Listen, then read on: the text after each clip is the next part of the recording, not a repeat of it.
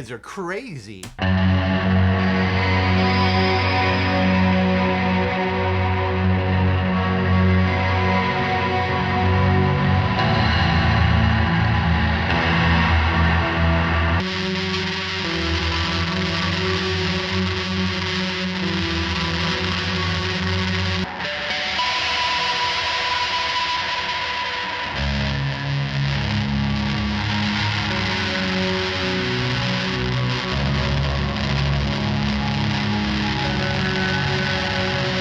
Hey everyone, I'm Ryan, you're watching 60 Cycle Hum, and in this video, I'm going to try my very best, I'm going to do my darndest for you to provide a comparison guide, maybe even a shopping guide between two Walrus audio reverb pedals here. Reverb pedals that specialize in ambient, dark, moody, shoegazy, fully modulated, fully wet reverb sounds. I'm talking, of course, about the SLÖ and the Mako Series R1. I made a mistake. I did something dumb. I did something nice, but I also did something dumb. When the SLÖ first came out, and I did my demo, soon after, fellow guitar podcaster, local guitar podcaster, Kyle, over at the Tone Jerks podcast, go check them out. I'll put a link down below. He hit me up and was like, hey, if you ever want to sell the SLÖ, I'm your man. And I was feeling generous. I was feeling helpful. I was feeling like I needed to sell some stuff because I was dying under a pile of hundreds of guitar pedals. Not hundreds, but dozens. But anyways, I sold it to him. And in the back of my head, I've regretted it a little bit ever since. And then the R1 came in. And it's like, shoot, now I really regret it. I wish I'd kept the SLÖ so that I could do a comparison video. Thankfully, Sweetwater came to the rescue. Thank you, Sweetwater. They provided me with a new SLÖ. That's why I have the new art version here, the limited art version, the original art version pictured here on the manual. So anyways, Sweetwater made this possible. Thank them by clicking the links down below. And anyways, let's get into it. Obviously, it's going to be a tough decision for a lot of people between these two pedals, and I'm hoping to clear that up. I'm hoping to maybe push you one way or the other. You might already have a SLÖ, and you're looking at the R1 like, man, maybe I need to sell the SLÖ and get that R1 because the R1, maybe I need to sell the SLÖ and get that R1 because the R1 does more. It's got presets, it's got stereo, it's got all this stuff. And there's certainly a strong case for that, but I think there's also a really strong case for keeping the SLÖ. Even if you buy the R1 or not, you might decide at the end of this to keep the SLÖ and you don't need the R1, or you might decide, oh, I don't need either. I don't have either, I don't need either. And that's fine too. But anyways, let's get into it. Let's talk about some very basic surface differences between the two. The SLÖ is mono. The R1 is stereo. If you don't run a stereo rig, you don't need the stereo. Let's just be honest, you don't need it. But if you do have stereo, I think that's a good reason to get the R1 or any other stereo reverb. Honestly, if you're running stereo, you got to have stereo, right? Presets. The R1 has presets. It's got 9 preset slots on the top bank here. You get into MIDI, and I think it's like 128 or something like that. A ridiculous amount of presets. I'm not a preset boy. I tend to just operate off the top of every pedal that I'm using because I'm thinking in the moment with them. You have 6 different algorithms on the R1 where you only have 3 on the SLÖ. Now this is where it gets tricky.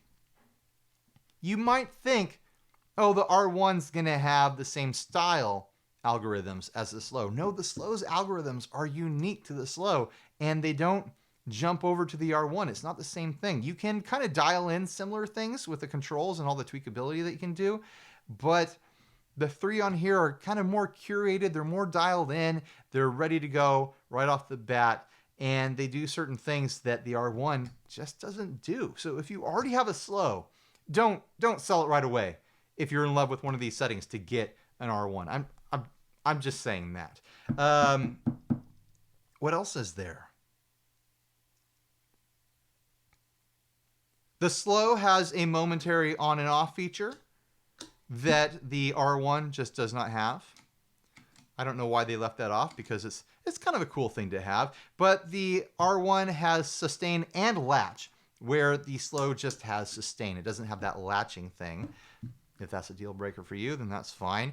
All right, let's start playing around and making some sounds with these. We'll start out with the SLÖ on the dark setting. And if you're in love with the dark setting, Yeah, definitely don't sell your slow to get an R1 because there's not the same thing on the R1. The dark setting, by the way, dials in a low octave with the X control here.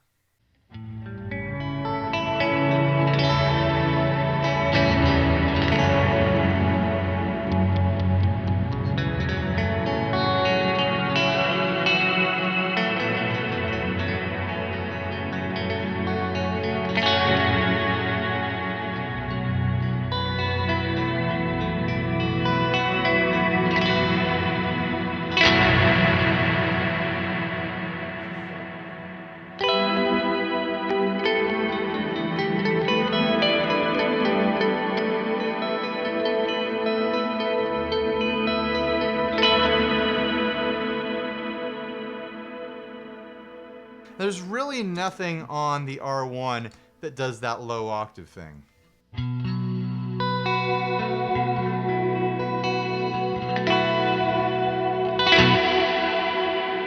But that stereo is just so lush. This is on the BFR reverb setting, which stands for Big Fun Reverb.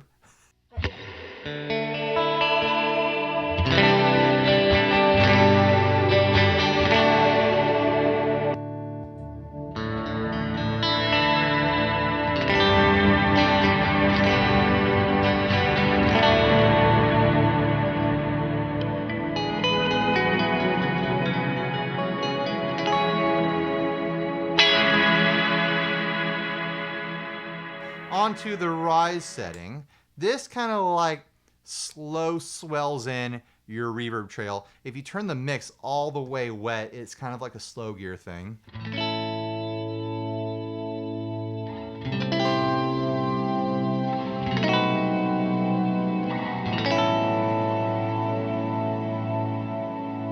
The X control adjusts the speed of that blend in. I'm gonna go all the way wet. You'll hear it blend in really slow.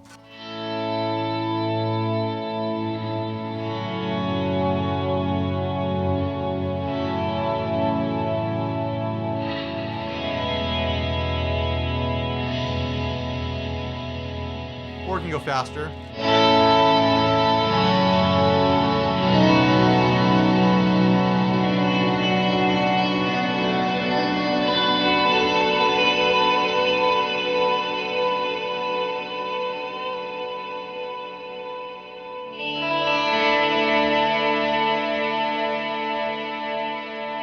That reverb trail has this beautiful, like, crystalline sort of like shimmer thing going on with it too. Again, another setting that you don't find on here, but you can dial in that slow drift in sort of thing in a couple different ways, but they don't feel quite the same. They feel different. So if you're already attached to the rise and the slow, again, I'm going to say, don't sell your slow. Buy the R1 if you want it, but don't sell your slow if that is a key ingredient in your rig. But on the R1, you can dial in that slow kind of blend in two different ways. You can either go with a pre-delay on the tweak switch here. You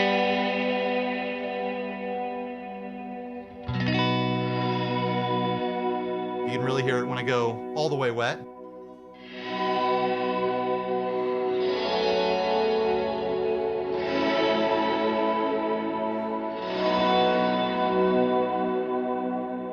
Or you can use the swell control, which not only swells in the reverb trail, it also swells in your dry mix. So you can have the mix down a bit. You don't have to go fully wet.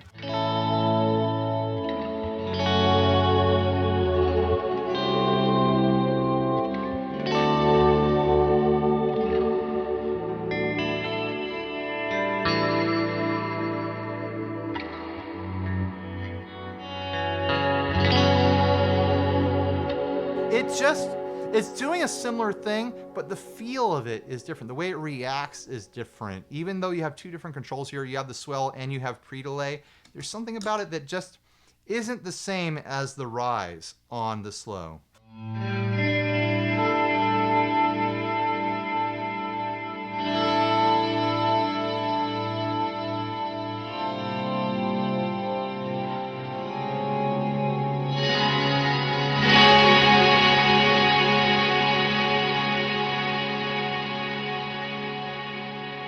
And then on to the dream setting.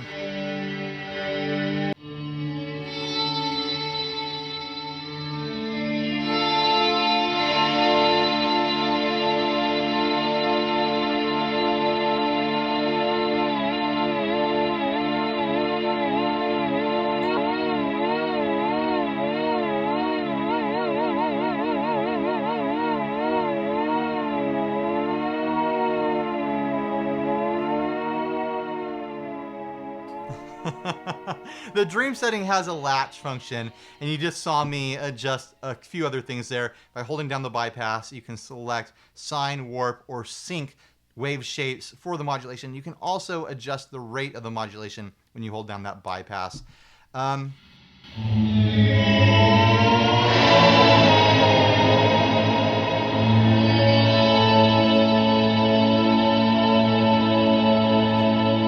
It's fun, but it's typically not the sound I go for when I'm using the SLÖ. You can get into all that same sort of like tweaky extra stuff with the R1, but more of it is up top, and because more of it is up top, it gives for more deep dives, you know, in secondary functions. You have a low and a high EQ control where you only have a filter control on the SLÖ. So if you want to get really tweaky with the EQ, then the R1 might be the one for you.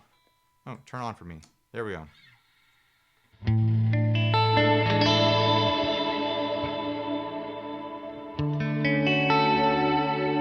Like here, I can dime the highs if I want.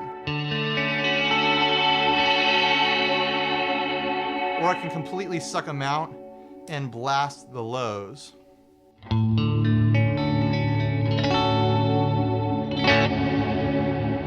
Where with the SLÖ, you only have one filter control. So you go from dark. I want to go back to the dark setting.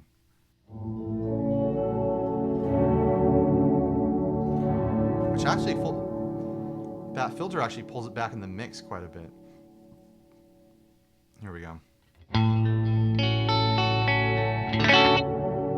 Very dark reverb now, kind of behind the mix. When you pull it all the way up. And that's like your wide open sound. It doesn't sound like boosted into highs or anything like that. Where with the R1, the EQ control lets you get very specific with your frequencies. You can really boost those high frequencies.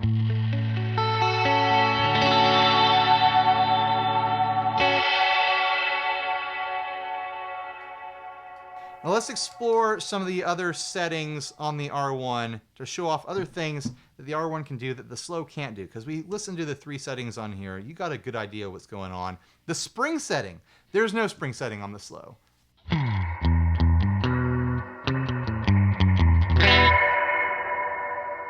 If you're a surfy guy like me, it's great to have a spring setting.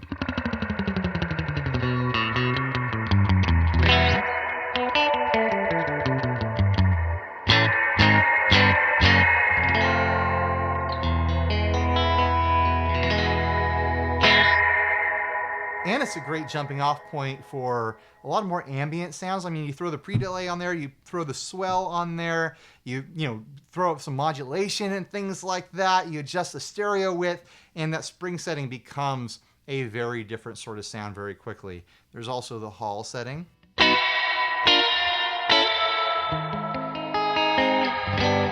And plate.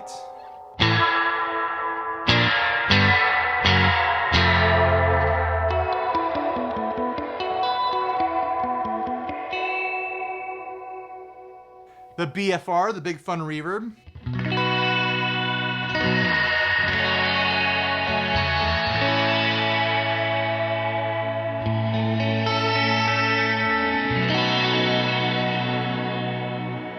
Refract, which is honestly a ton of fun.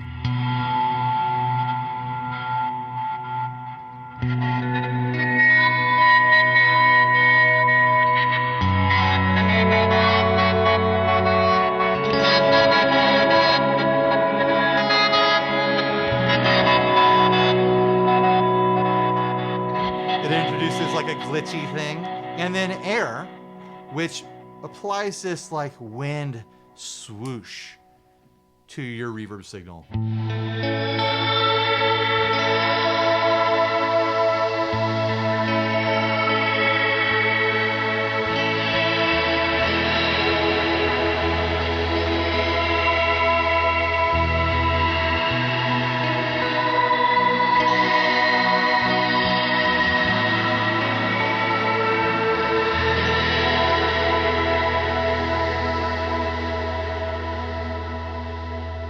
And then, of course, you can get fully wackadoodle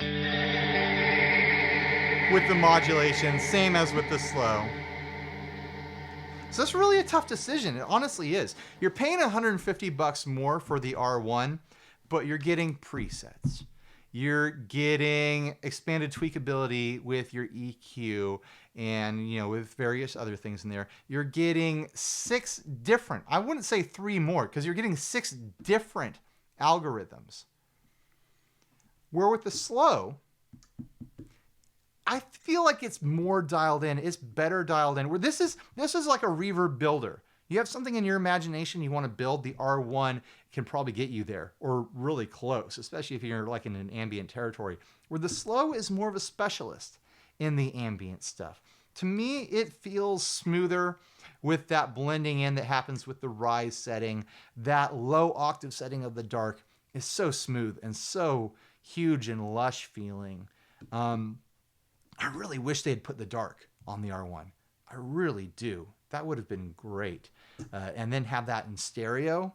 You can adjust wave shapes for the modulation on the slow. You can't do that on the R1. That's another thing. But I think the slow, if you're going for a full wet sound, I think it just sounds smoother and better, especially if you're only doing, you know, a signal in mono.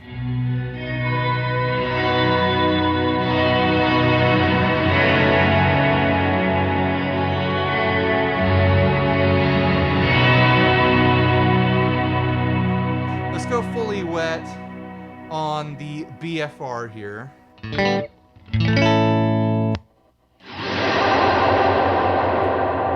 out that modulation. And we'll adjust the EQ to be a little bit more comparable to the slow.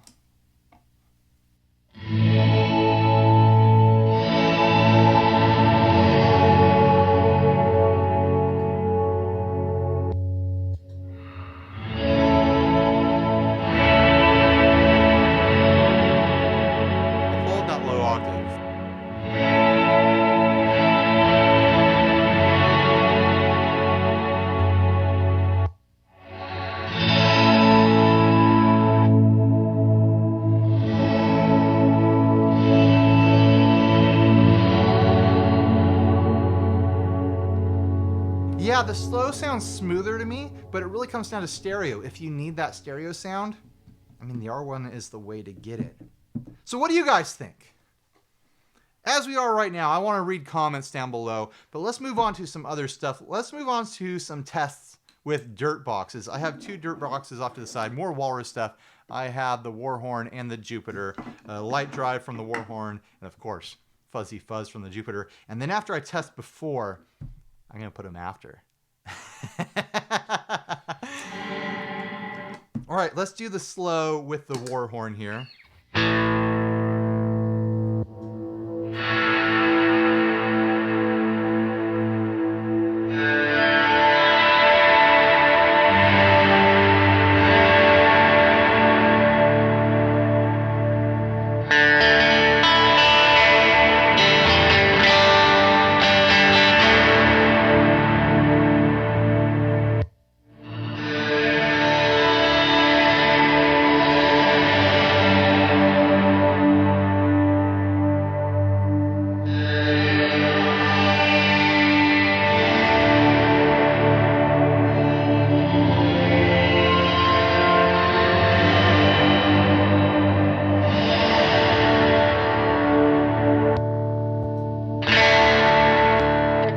That fully wet rise thing to hear it blend in.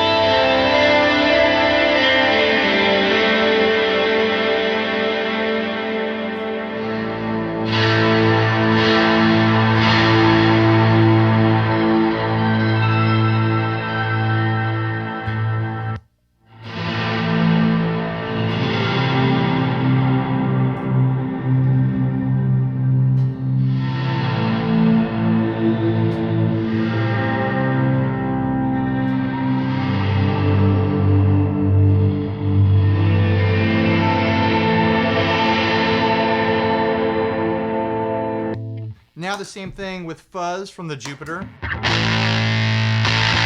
Yeah.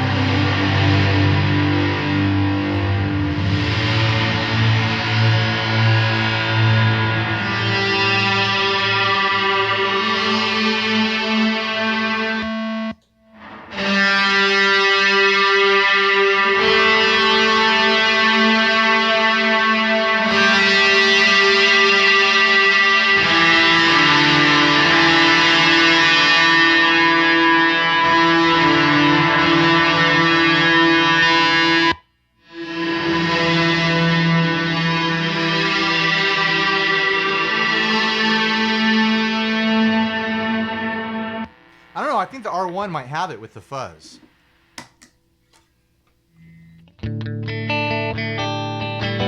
Let's try them after now. I know this is a thing that you crazy, wacky shoegaze kids do. And this is gonna take the signal down to mono. So that's a little bit of a bummer, but oh well.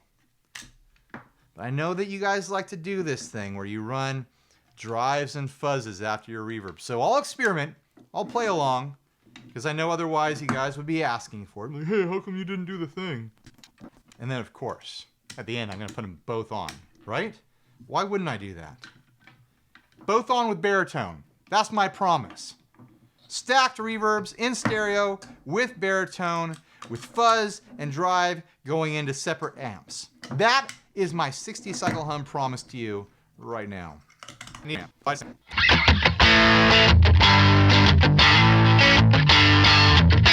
There we go. Let's see what the SLÖ does.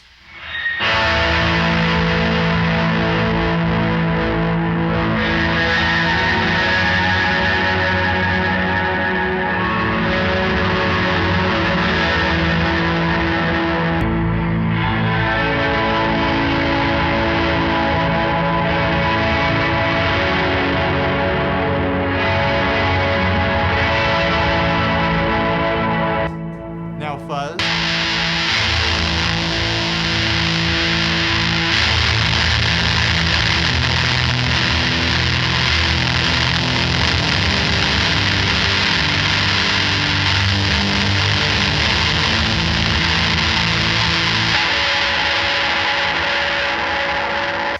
I guess I can understand the attraction. It's certainly a big wall of noise. All right, now to the R1.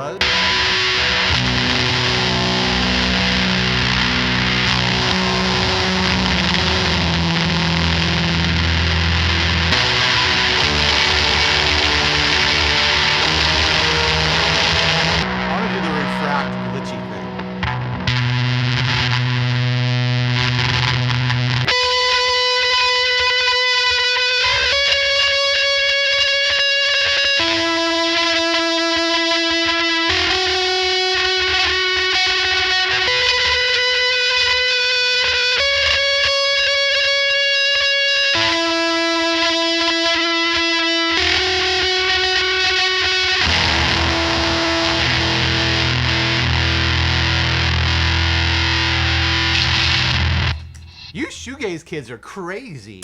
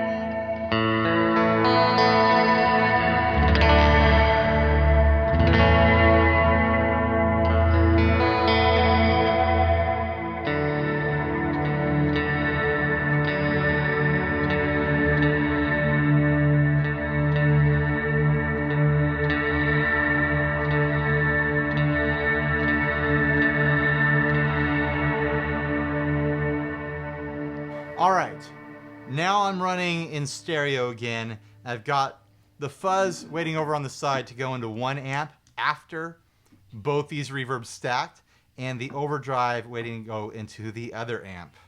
We'll do overdrive first.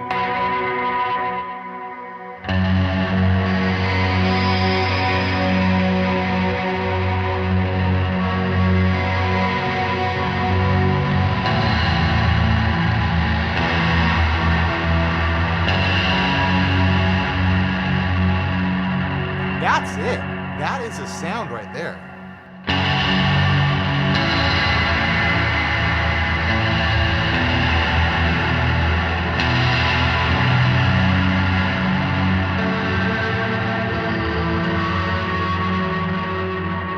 Let's turn off the overdrive and do fuzz on 1 amp and clean in the other amp.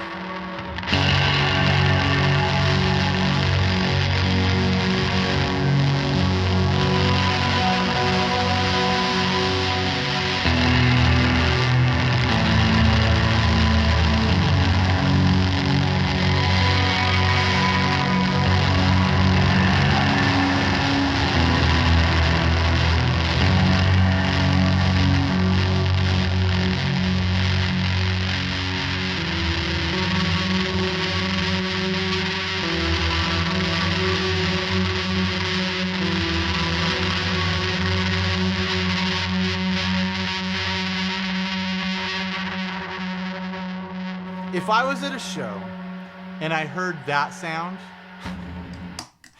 I'd buy a shirt. I'd buy a shirt from the band. All right, both now.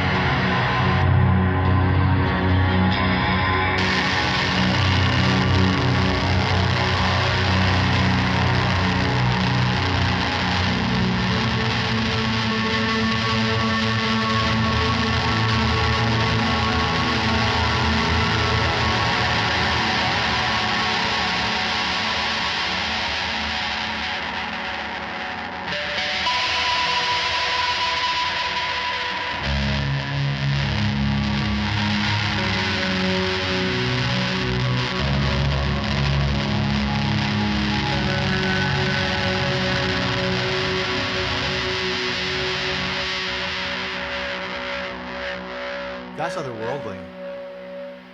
That is too much fun. Once again, I'm running the Jupiter and Warhorn pan stereo into separate amps after the R1 and the SLÖ stacked. Just ridiculous. Anyways, thanks for watching. Huge thanks to Sweetwater for providing the SLÖ, by the way, making this possible. Please like, subscribe, dislike, leave me rude and nasty comments. Support us by clicking all the links down below. Buy a shirt if you're naked. You can buy this shirt that I'm wearing right now. There's a little shirt row thing, merch thing on YouTube. You can click the shirts and select one and then go buy it. And you know what? Stay grounded. Bye, everybody.